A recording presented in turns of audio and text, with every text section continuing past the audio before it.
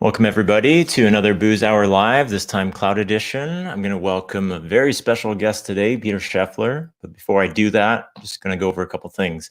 If you have not subscribed already, and if you're watching from YouTube, please hit subscribe. Just below here, there's also a notifications bell. If you want to hit that, then you'll be notified every time I post a new video, which is right now about 3 times a week. There's usually a Monday weekly update video. Myself and Daryl will have a guest on usually, and we'll just talk about getting to know that guest, and we'll also talk about some F5 weekly technical updates as well. Otherwise, 2 shows that we'll have: Booze Hour Cloud Edition, which is what we're doing today, which is more of a technical focus show just around F5. It could be an F5 guest, or it could be an external guest on that as well. And then we'll also have Booze Hour Community Edition. So for Community Edition this week, we'll have on Diraj Goel. Diraj works in venture capital. He's actually founding and managing partner of Get Fresh Ventures. He'll be on Thursday at 3:30. He's a really interesting guy to talk to right now. With everything going on, he's in the business of digital transformation and working with businesses on what the future of that business looks like. And right now, I think that that's a lot of what a lot of people are pondering right now. So great guy to have on, very experienced guy. Looking forward to having a chat with him. Again, if you're on YouTube, please hit subscribe below. If you're watching this via Facebook, then you can actually head over to the YouTube page, which is youtube.com/DarylandBoo, and hit subscribe from there. With that, I will bring on my guest today, Peter Scheffler. Peter, how you doing? Fantastic. How you doing, Boo? Very good. Great. How's the weather in Vancouver today? You know what? It's not too bad. I haven't looked outside too much, and my blinds are closed, but it's probably overcast as it has been for the last little while. How about over there? It is stinking hot. We've got a heat wave going on. I think yesterday it topped well over 30 some odd degrees. I think 31 degrees. I think it's supposed to be hotter today. So oh, wow. We go from low double digits to 30 degrees in a day or two in May. So apparently wow. May is called May because it may snow, it may rain, it may be sunny, it may be sweltering hot. Who knows? So yeah, that's quite the dramatic change for you guys. A wide band of different weathers that you'll get there. Yeah, pretty cool. So I thought it'd be cool to have you on. Now, for everybody who didn't see this, Peter was actually on the weekly update 2 weeks ago. So if you look over here, we had Bill Hunka on, who was on just this past Monday. Previous to that, we had Peter on. Peter gives us his life story, and which was interesting to the Q&A. Lots of footage that is on the editing room floor, so we'll be able to put that also onto the B-roll YouTube channel, which is Booze Hour, Booze Hour B-roll clips, which is where we take clips from the show, throw them onto that channel so that we don't clutter up the main show. So everybody can check out and learn a little bit more about Peter there. But Peter is a cybersecurity solutions architect with F5. I've worked with Peter for nearly a decade now. Had lots of fun times with Peter.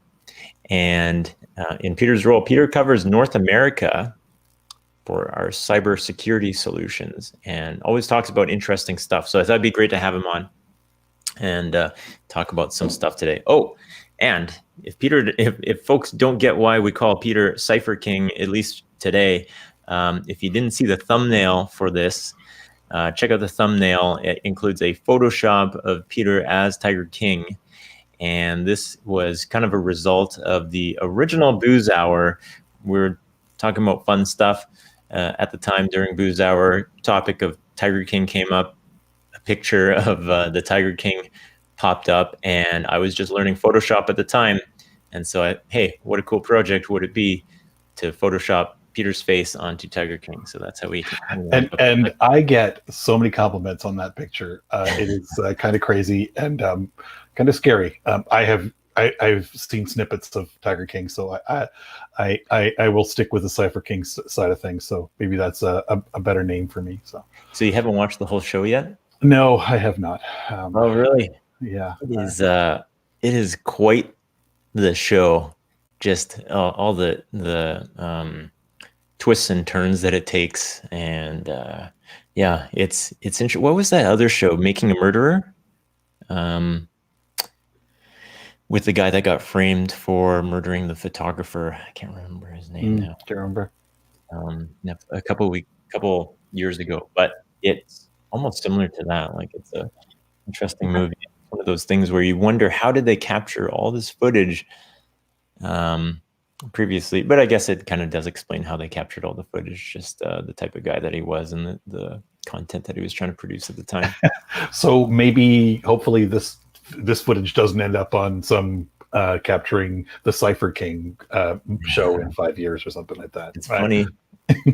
As we document our lives these days, and more people do it, and the videos that you end up posting on things on social media, hey, maybe if somebody were to become a murderer, there might be a long trail of personal videos that they have out there on social media. But if I'm really good in the cybersecurity world, you probably wouldn't know that I'm a murderer, right?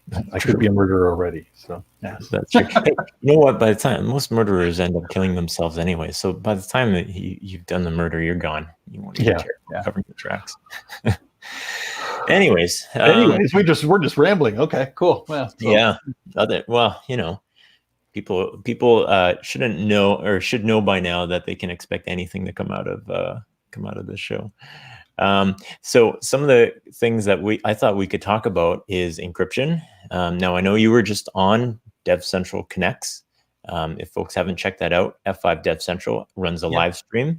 Peter was on that, did a great job. That show was all around encryption.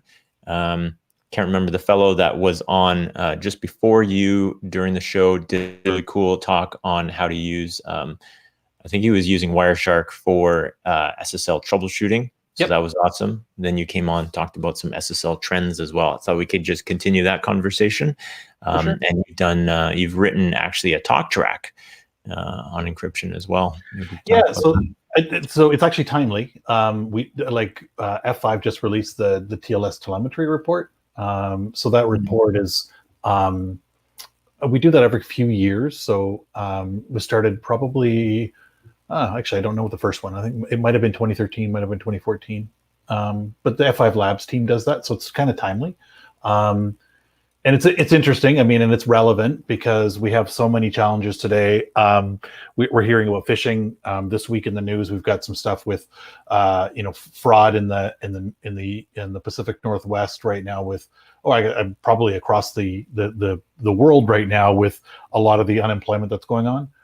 So people are signing up en masse for unemployment, and we're seeing a lot of phishing going on around that. And that, people tend to give up their information. They think they're going to a website that's secure, and there are a lot of things that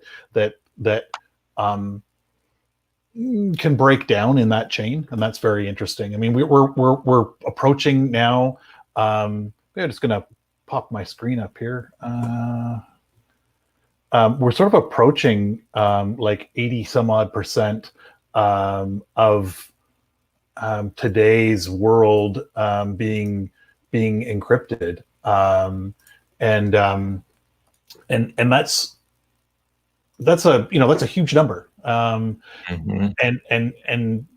probably 5-6 years ago, that number was significantly smaller, probably in the 30 or 40% range. But that doesn't necessarily mean that things are going well.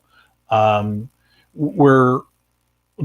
telemetry report sort of looks at the world. We really dig into the Alexa 1 million, so the top 1 million websites out there, and it sort of looks at where things are and some of the challenges that people are having. I mean, even if we look at things like TLS 1.3, there's not a lot of sites today that are adopting it. There are certain areas and certain domains that are certainly adopting it, but overall, I think the level of technology change that you need to do to encompass that is a challenge for some people. And people have a lot of fires to fight, right?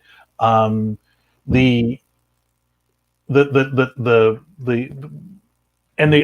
other things that are going on today too. So we're seeing things like just adoption of secure ciphers, right?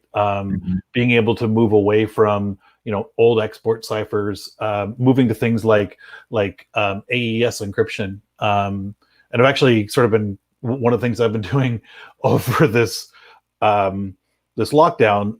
For those of you who know me, I probably my role travels a lot, but that's not happening these days, or probably for the foreseeable future. And one of the things I did is I started sort of tinkering around with a program that sort of does AES. So this program here just sort of, I wanted to learn the inner workings of it. I thought that was kind of just a nerdy thing to do. So I've been working on this interactive program. It's just in Python that takes the logic of what AES is. And if you don't understand really what AES is, just sort of understand that encryption is all about making it hard for someone to sort of read what's being sent. So we send the traffic across the internet still in a basic text format, but that format is not necessarily just sending your words. If you send an email today, that email is actually, for the most part, is going to be sent in clear text. There's certain cases where you can encrypt it, but for the most part, if you just listen to the wire, you can really read people's email. And that's one of the things where if you're sending information about your employment and things like that, where we're seeing these phishing attacks, the information is just open on the wire, and you can pull that information back and read that. But when you're doing a banking transaction or doing something like a purchase on the internet, you're probably going to get that that green symbol, and you're going to be on an HTTPS connection. But really, that all that means is we've transformed and permutated the traffic in such a way that it's very hard for someone to decrypt. So for one of the things that I did is I'm writing this AES process that if I sort of take a string here, so I just have this little command here that runs through, and so here's my message. I want to encrypt this. This is my the actual the command, or the thing that I'm gonna send, and this is basically what it does is it just sort of transforms and goes through the different processes to encrypt a chunk of text. Now, this right now just takes the first chunk and encrypts it, and then it takes the next chunk and encrypts it, and then takes the next chunk and encrypts it. And so that's typically what happens. And something like AES, the Advanced Encryption Standard, is a standard that allows us to send this stuff in a means that can't be easily decrypted, given today's technology. So if we look at some of the older ciphers, we've got back in 2013 and 2014, chances are your website was using something called Ssl V3. So Ssl V3 was the version 3. It came out in the late 90s, and there was a bunch of holes in it. And people were starting to really compromise that. So you could decrypt that traffic. So if I transform that my message back and forth in my program, somebody could easily go and reverse engineer that. And so what we saw is a bunch of these different attacks. We have the Poodle attack, the Drown vulnerability, the Suite 32 vulnerability. These are all ways that an attacker can go and reverse engineer that secure transaction. And so what we've been doing over the last little while is trying to find better ways of doing that, and probably the most important thing that we're seeing now is by increasing our key size. So the key size is very important, and so in the Tls Telemetry Report, this is what we're seeing across across the wider internet on the number of keys, the size of the key. So in general, the larger the key, given the key type. The larger the key, the better the encryption is. It's harder for someone to decrypt it. So in my program, I'm just using a 128-bit key. So it's still very secure. It's still very hard for someone to break that. But there are much larger key values that you can do.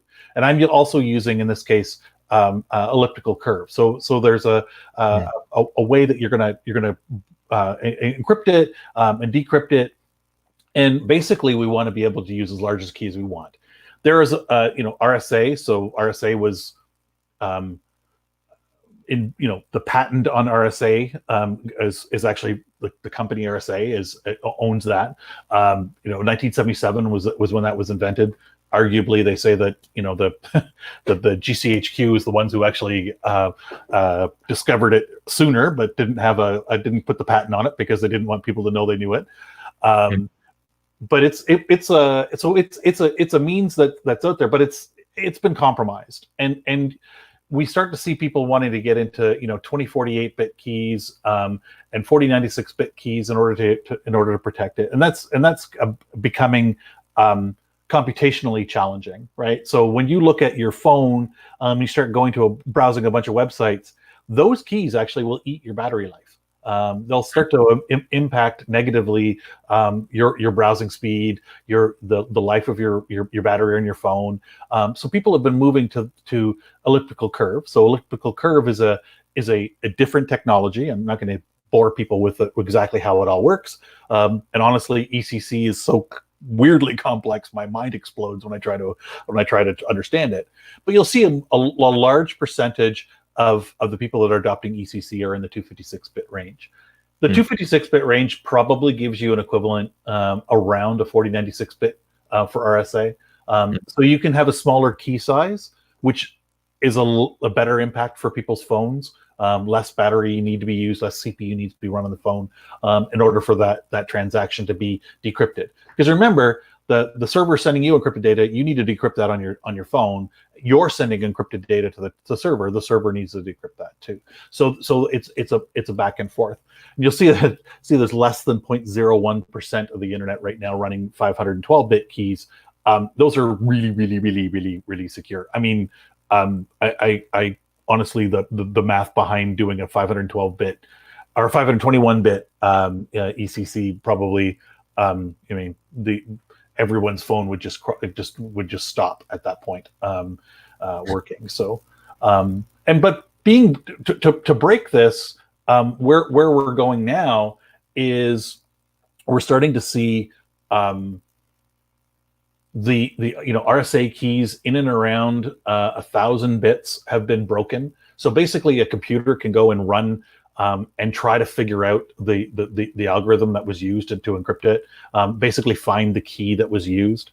And we're right now at the point where roughly, it takes about 2,000 compute years for that to happen, which sounds like a crazy large number, but honestly, it's not a crazy large number because I could put a bunch of computers on that and get that. So if I'm a nation state or I'm a determined hacker, I can be able to break those down. And so where we are today, and this sort of leads into to what I was going to talk at B-Sides Vancouver, is sort of cryptanalytics and where the world is going with quantum computing. People talk about quantum computing. There's a couple different things that are happening with quantum computing. We see quantum computers doing key exchange. So there's a talk of a quantum encrypted conversation. That happened probably 5 years ago now. Basically, that was just a key exchange that happened at the quantum level. A satellite sent photons down to a satellite receiver. Those photons, by definition, can't be observed, and if they are observed, they disappear. It's crazy stuff. Yes, I know you're going to. I can see you looking up into space, like, wow. Okay, yeah. And quantum encryption is also crazy. It's to the point where it kind of means multidimensional things going on, and photons of light act, and how the wave theory interacts with them. it's crazy, and I understand like probably 3% of what of what's going on there. But quantum cryptanalytics is really where we're going to see the difference, and that's the ability for someone to go and use a quantum computer to break existing encryption. So if you're encrypting a transaction, like a banking transaction on your phone, that transaction probably lives for a few seconds. Unless someone records it, it's ephemeral. It happens and disappears. If you're encrypting data for storage, say you're putting stuff on archive storage for, maybe you have SOX compliance that you have to store conversations, email, text, whatever it happens to be for some 5 years, 7 years, or something like that. Then you're probably encrypting it, and then you're deciding how you want to encrypt it. And the key size there is very important, because where we are in the world with quantum computers is they don't exist yet. They're very close to simulating it. Vancouver actually is a is a hot spot right now. I guess Richmond. I describe Richmond as the coldest place in the universe, because they have really very super cooled computers that are trending towards quantum computers. They're not there yet, but they're very close. But once we get quantum computers, sorry, that local company D-Wave. D-Wave, yeah, and they're actually making their computers available for COVID research and stuff. So they simulate and get very close to quantum computing, but they're not 100% there yet. But really, once we get quantum computers that are of a scale that are meaningful, and we're probably 10 to 12 years, maybe 15 years is the feeling where we were going to get there, then they're going to be able to go and break those transactions. So if you had data storage that you were protecting, somebody could go and give that to a quantum computer in 10 years, and it could go and reverse the encryption and be able to read that. Maybe there's an email transaction that someone's recorded, or something that's stored on a disk that also can be broken. What you think is an ephemeral transaction, somebody might have recorded and be able to break those. So what we're seeing then is we want to be able to sort of get close to being able to protect these things. So we want to be able to look at our hash functions as large as possible. We want to look at our symmetric key. So we want to be using AES or triple DES with very long outputs. So we want to be able to use those 256, 512, 384, something like that, like very large keys that we can protect ourselves with. Export ciphers, so those are the ciphers that go back to the probably 15 years ago when encryption was very tightly locked down in the US, and they were not exporting super secure ciphers. We should be removing those, and the Tls Telemetry Report actually shows there's still a lot of export ciphers that are being used. Now they're included with a bunch of non-export ciphers, but we really should be just removing those completely. Those should not be part of any of your encryption schemes on your servers. And perfect forward security. I mean, I'm not going to get into that now. We could probably spend 10, 15 minutes on that alone, but that's something we want to adopt. And then I said, as I've said earlier, we want to definitely get our keys as large as possible. And for RSA, we definitely want them larger than 2K. And ECC, so the elliptical curve, we're kind of saying anything larger than 224 is probably where you want to be able for long-lived data. And this once you start implementing these things start to improve in your protection for long-term conversations. And there's a bunch of other things that we can implement too, but these are the low-hanging fruit things that I try to get people to think about. So. Yeah, that's pretty cool. And this is all stuff that would have been in the talk for B-Sides, which has been postponed to, I believe, September. Yeah, actually, I pulled that up here. So looking at end of September. There we go. So the end of September is the time frame for that now. So Yeah, fantastic. That'll Hopefully, it's going to be in person. But if not, I attended the Halifax B-Sides online on last Friday. Some great talks there, and that's normally their AltSecCon in. And they were that would have been their 10th anniversary for that, but they switched that up to a B-Sides, and they're going to do the 10th anniversary plus in 2021 in Halifax. So if you haven't checked out a B-Sides, check out bsides.org. There's probably one near you. There are a lot of them are going online now, so they're a great chance for you to learn a lot of stuff. There's some great speakers in them, and the content is always timely and relevant, and it's a good high contact kind of event. I like so. Yeah. This is, we should even highlight B-Sides. I know last week we had Jake King on, and Jake is he's CEO founder of a company, cybersecurity company here called CMD. Yeah, he was and still does help out with B-Sides as well. B-Sides is very much user-driven, volunteer-driven. So if anybody listening has the ability to help out with the B-Sides in their local area, it really helps with the local cybersecurity community. I might even have a chat with Alex Dow over here in Vancouver and see if he wants to jump on and talk about B-Sides and the activities that he has. But it's really great to see. We've seen that happen in Vancouver, how it's grown so much into what it is. And that's all through just volunteer effort.